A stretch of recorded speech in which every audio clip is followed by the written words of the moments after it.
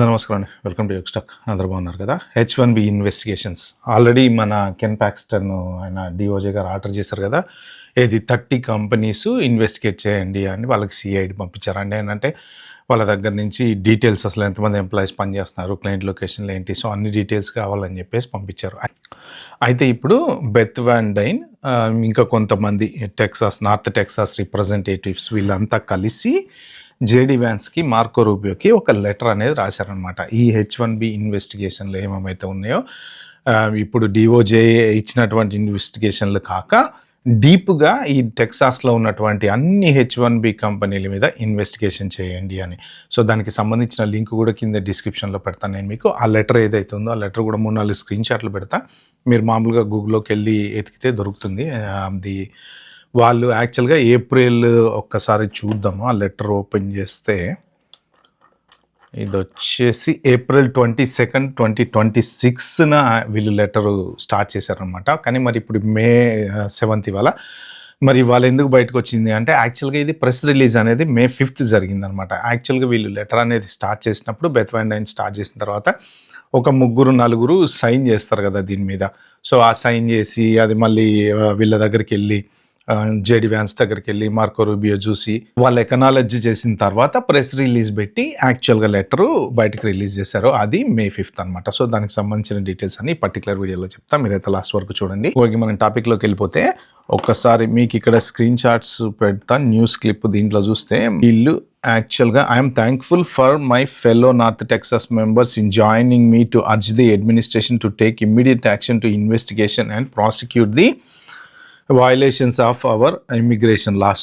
So వీళ్ళు ఏం request చేశారంటే, యాక్చువల్గా కండక్ట్ కోఆర్డినేటెడ్ ఇన్వెస్టిగేషన్ అనమాట. సో అంటే ఈ H1B కంపెనీస్ నార్త్ టెక్సాస్లో మెయిన్ ఏమేమి ఉన్నాయో, so including the role of employers and third party agents and ఈ అసోసియేటెడ్ ఎంటిటీస్. అంటే జనరల్గా ఏంటంటే మన H1B వీసాలు వాళ్ళు ఎలా చేస్తుంటారు అంటే, ఎంప్లాయర్ ఒక దగ్గర ఉంటాడు, A+B+C+D+ అట్లా ఉంటుంది కదా. ఈ కంపెనీ టు ఇంకో కంపెనీ టు ఈయన కాంట్రాక్ట్ రాస్తే ఈయన కాంట్రాక్ట్ రాస్తే ఈయన కాంట్రాక్ట్ రాస్తే అట్లా ఉంటాయి అనమాట. జనరల్గా కొన్ని అలా స్ట్రైట్ ఫార్వర్డ్ కూడా ఉంటాయి, బట్ ఇలాంటివి కూడా ఉంటాయి అనమాట. ఎక్కడో మా ఫ్రెండ్ దగ్గర కంపెనీలో ఏదైనా జాబ్ ఉందనుకోండి, నేను ఆయన చెప్తావు నీ దగ్గర H1 వాళ్ళు ఖాళీ ఉన్నారా పంపియండి.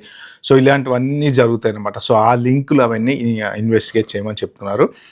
Next, review current H1B education and verification process to identify vulnerabilities that allow for a fraudulent job offers, wage misrepresentations, improper labour condition applications. ఇది యాక్చువల్గా బిగ్గెస్ట్ ఫ్రాడ్. ఏంటి అంటే LCA మన దగ్గర ఇప్పుడు ఈ 70-30 ఉంది కదా. సో అది వాళ్ళకు కూడా తెలుసు, చాలామందికి తెలుసు. జనరల్గా 70-30 అనేది మంచి పాయింట్ అనమాట. యాక్చువల్గా అంటే వీళ్ళు ఎంప్లాయీ దగ్గర ఒక తీసుకునేది వేరు, అదే ఎంప్లాయర్ ఎవరి దగ్గర అయితే పనిచేస్తారో వాళ్ళ దగ్గర నుంచి తీసుకునే అమౌంట్ వేరు, పనిచేసేటువంటి వర్కర్కి H1B వర్కర్కి ఇచ్చేటువంటి వేజెస్ వేరు అనేది చాలామందికి తెలుసు అనమాట.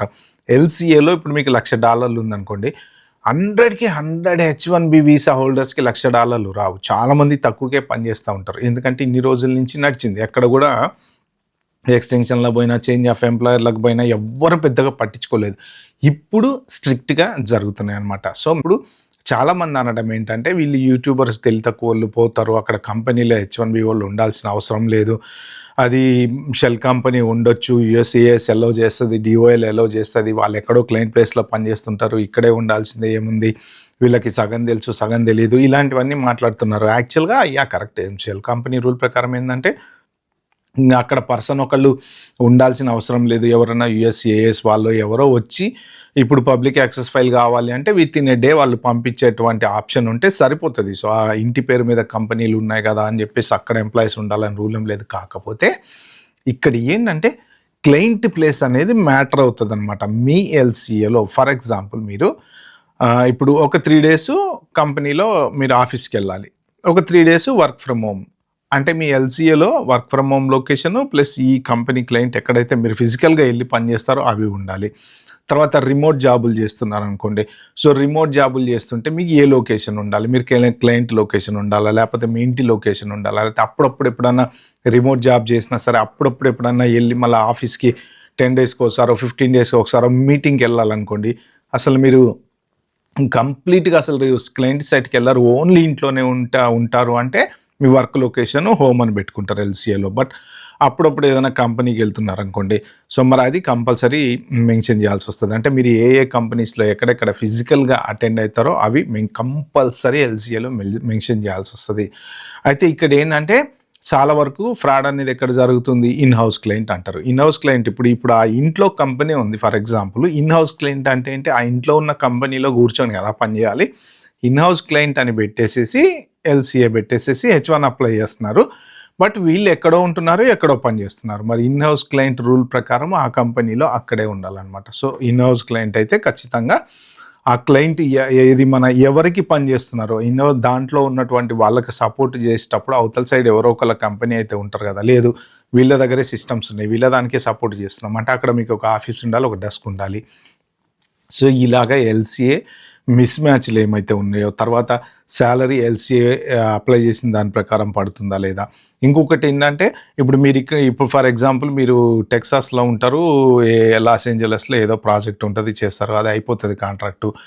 మళ్ళీ వేరే ఎక్కడో మీ కాలిఫోర్నియాలో ఇంకొక కాంట్రాక్ట్ దొరుకుతుంది, అమెండ్మెంట్ చేయాలి కదా ఎల్సీఏ. చాలామంది ఎల్సీఏ అమెండ్మెంట్ చేయట్లేదు, అడ్రస్లు మారుతున్న చాలామందికి ఇప్పుడు ఆర్ఎఫ్ఈలు పడుతున్నాయి కదా. రీసెంట్గా కూడా ఏది ఎంప్లాయర్ మిస్టేక్ అంటే ఇప్పుడు అడ్రస్ మారిన తర్వాత మనం హెచ్ఆర్కో ఈ మెయిల్ పెట్టడమో మెసేజ్ పెడితే మన అడ్రస్ మారింది, ఎల్సీఏ అమెండ్మెంట్ చేయండి అంటే వాళ్ళు చేయలేదు అనుకోండి, మీకు ఏముంటుంది, మీ పాత అడ్రస్ మీదే మీ ఎల్సీఏ ఉంటుంది. ఇప్పుడు H1 బిరువులు ఏంటి, హైలీ స్కిల్డ్ అంటే మనకి ఈ పర్సన్ ఈ స్కిల్ సెట్ మీద ఎవరు దొరకట్లేదు అంటే ఇండియా నుంచి తెచ్చుకోండి, లేకపోతే ఇంకో చోటు నుంచి తెచ్చుకోండి, చైనా నుంచి తెచ్చుకోండి అనేది రూల్ అనమాట. సో ఇప్పుడు ఏంటంటే ఇక్కడ ఈ ఫ్రాడలెంట్ యాక్టివిటీస్ అన్నీ ఏంటి అంటే మొన్న ఇంకొక ఇన్వెస్టిగేషన్ కూడా చేసింది కదా, ఏదో చైల్డ్ కేర్ దేంట్లోనే వాళ్ళు కూడా H1B వీసా మీద ఉన్నారంట. అంటే స్పెషాలిటీ ఆక్యుపేషన్ అనేది లేదు, దీనికి స్పెషల్ స్కిల్ సెట్ అనేది లేదు, ఎవ్వరు పడితే వాళ్ళు H1B వీసా చేసుకున్నారు అనేదే వీళ్ళ కసి అనమాట. పర్టికులర్గా ఏఐ మీద ఎంప్లాయ్మెంట్ మీద వచ్చారో, లేకపోతే top and SQL developer highly skilled వాళ్ళు వచ్చారు అంటే ప్రాబ్లం ఉండదు. కానీ మరీ ప్రతి చిన్న దానికి మన 7-11 చూసాం కదా. సో ఇలాగా ఏంటంటే వీళ్ళందరికీ H1Bలు ఉంటాయి, కానీ వీళ్ళు మాత్రం ఎక్కడెక్కడో జాబులు చేసుకుంటుంటారు, 60 days పేరోల్ సరిగా మెయింటైన్ చేయరు. సో ఇవన్నీ ఈ ఫ్రాడలెంట్ ట్రాన్సాక్షన్స్ అన్నీ ఉన్నాయని చెప్పి వాళ్ళు కూడా అర్థమైపోయింది. But what ever it is ఏంటంటే ఇప్పుడు ఈ ఫ్రాడలెంట్ ట్రాన్సాక్షన్స్ అన్నీ వీళ్ళు ఎక్కడ ప్రాబ్లం వస్తుంది మీకు, మీ దీనివల్ల ఏమన్నా ఇప్పుడు ఈ లెటర్ వాళ్ళు జెడి వ్యాన్స్కి మార్కో రూబియోకి పంపించినంత మాత్రాన ఏమన్నా జరిగిపోద్దా అంటే ఏం జరగదు. ఇవన్నీ ఏంటంటే పొలిటికల్ మెయిన్ ఏంటంటే ఇప్పుడు రిప్రజెంటేటివ్స్ అన్నాక రాజకీయాలు మనకు తెలిసిందే కదా, రేపు పొద్దున వాళ్ళు నెక్స్ట్ ఎలక్షన్లకు వెళ్ళాలంటే మేము ఏదో ఒకటి చేసామని చెప్పుకోవాలి. But at the same time fraud కూడా ఓవర్ అయిపోయింది. H1B ఫ్రాడ్ ఎట్లా అంటే ఇప్పుడు బయటపడింది, ఇన్ని రోజుల నుంచి బయటపడలేదు.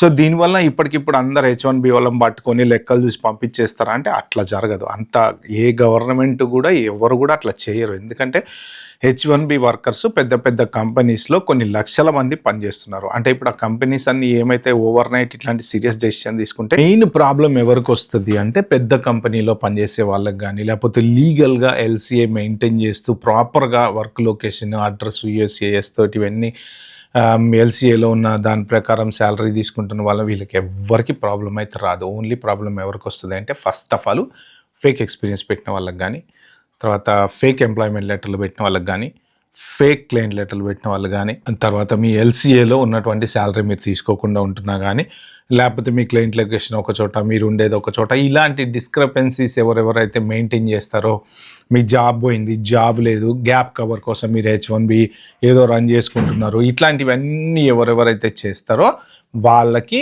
ఎప్పుడు ప్రాబ్లం వస్తుంది అంటే మీ H1 ఎగ్జిస్టింగ్లో ఉన్నంతకాలం సపరేట్గా ఎవ్వడు మీ దగ్గరకు వచ్చి పర్టికులర్గా పట్టుకొని మిమ్మల్ని అడగరు. కానీ మీ H1 ఎక్స్టెన్షన్కి వెళ్ళినప్పుడు కానీ, చేంజ్ ఆఫ్ ఎంప్లాయర్కి వెళ్ళినప్పుడు కానీ, లేదా మీ కంపెనీకి ఎవరైనా ఏదైనా FDNS ఇన్వెస్టిగేషన్ చేసినప్పుడు కానీ, జనరల్గా వాళ్ళ ఇన్వెస్టిగేషన్ కూడా ఇప్పుడు మీ క్లయింట్ లొకేషన్కే రావాలి. ఇప్పుడు మీ ఎల్సీఏలో మీరు ఇప్పుడు ఈ ఇళ్లల్లో కంపెనీలు పెట్టే అన్నారు కదా, ఇళ్లల్లో దగ్గరికి జనరల్గా అయితే రారు. మీకు ఎల్సీఏలో పెట్టిన క్లయింట్ లొకేషన్కి వెళ్ళి మీరు అక్కడ లేరనుకోండి, అప్పుడు వాళ్ళు ఒరిజినల్ ఆఫీస్‌కొచ్చి ఏమన్నా అడిగితే అడుగుతారేమో గానీ, మెయిన్ ఏంటంటే ఏ ఎంప్లాయీ ఎక్కడ పని చేస్తాడో అదే వాళ్ళకి ఇంపార్టెంట్. అక్కడికే ఎళ్లి అక్కడే చూస్తారనమాట. సో, ఇలాగ ఏమన్నా డిస్‌క్రిపెన్సీస్ ఉండి మీకు నిజంగా జాబ్ లేకుండా ఏదో గ్యాప్ మెయింటైన్ చేస్తూ ఇప్పుడు లే ఆఫ్స్ కూడా చాలా అయితున్నాయి గదండీ! బీభత్సంగా తెలిసిపోతది వాళ్ళకి. ఎందుకంటే ఇన్నిన్ని ఎంప్లాయ్‌మెంట్ లే ఆఫ్స్ జరుగుతున్నప్పుడు కనీసం ఎంత లేదన్నా ఒక 5, 10 మందన్నా హెచ్1 ఉండకపోతారా? మరి వాళ్ళందరికీ ఎంబటే జాబులు దొరుకుతున్నాయా? సో, ఇవన్నీ కూడా చూస్తారనమాట. సో, ఇప్పుడు మీరు నెక్స్ట్ ఇప్పుడు ఈ లే ఆఫ్ అయినోళ్ళంతా అయితే కంపెనీ మారుతారు గదా! కంపెనీ మారినప్పుడు మీరు మళ్ళీ హెచ్1 ఎక్స్‌టెన్షన్‌కెళ్తారు. హెచ్1 ఎక్స్‌టెన్షన్‌కెళ్ళినప్పుడు మీరు మళ్ళీ మీకు పర్ఫెక్ట్‌గా అన్నీ పర్ఫెక్ట్‌గా ఉంటే ఎటు ప్రాబ్లమ్ ఉండదు. వస్తున్నాయి హెచ్1 ఎక్స్‌టెన్షన్‌లు వస్తున్నాయి. ప్రీమియం ప్రాసెసింగ్ ఎళ్ళినోళ్ళకి వస్తున్నాయి. ఎటువంటి ప్రాబ్లమ్ అయితే లేదు. మీరు టెన్షన్ పడాల్సిందైతే ఏం లేదులే గానీ, ఎవరైనా సరే మీ గ్యాప్ కోసం గనక ఫ్రాడ్ ఏదైనా సరే ఫేక్ ఏదైనా చేస్తే మాత్రం ఖచ్చితంగా ఎక్స్‌టెన్షన్స్‌కి తర్వాత మీరు ఏది చేంజ్ ఆఫ్ ఎంప్లాయర్‌కి ఎళ్ళినప్పుడు మాత్రం డెఫినిట్‌గా ప్రాబ్లమ్ వస్తది. సో, అంతే తప్ప ఈ ఇన్వెస్టిగేషన్‌ల వల్ల ఓవర్‌నైట్ హెచ్1 ఏదో జరిగిపోయి హెచ్1 చెక్ చేసి పంపించడం అయితే ఖచ్చితంగా జరగదనమాట. ఓకే ఫ్రెండ్స్, ఇది ఈ పర్టిక్యులర్ వీడియో నేను చెప్దాం అనుకుంది. వీడియో మీకు నచ్చినట్టుంటే ప్లీజ్ అండి like, share, subscribe my channel. Thank you. Bye. Have a good day.